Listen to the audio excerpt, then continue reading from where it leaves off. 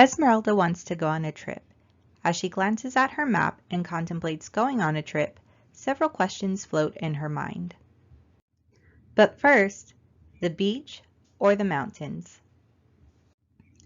Esmeralda must first determine her destination spot and what it looks like when she gets there.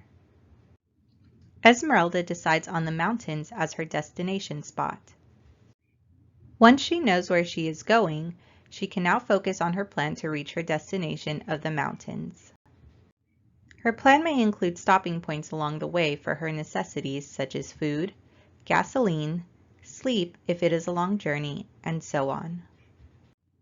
When Esmeralda decided to take a trip, she did not start out by listing restaurants, gasoline stations, and so on without a determined destination.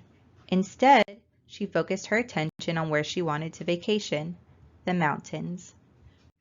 Just as Esmeralda selected a destination prior to her journey, the mountains, the first step in planning a unit of study is to determine what all students need to understand and/or be able to do as a result of the unit.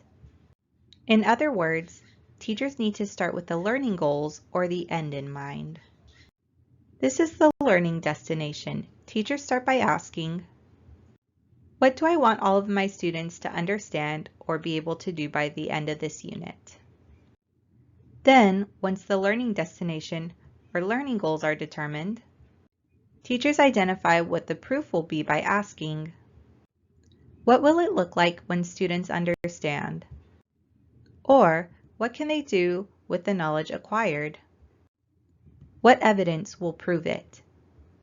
After knowing the learning goal and what it looks like when students accomplish it, then you are ready to plan the instruction and learning experiences for your students.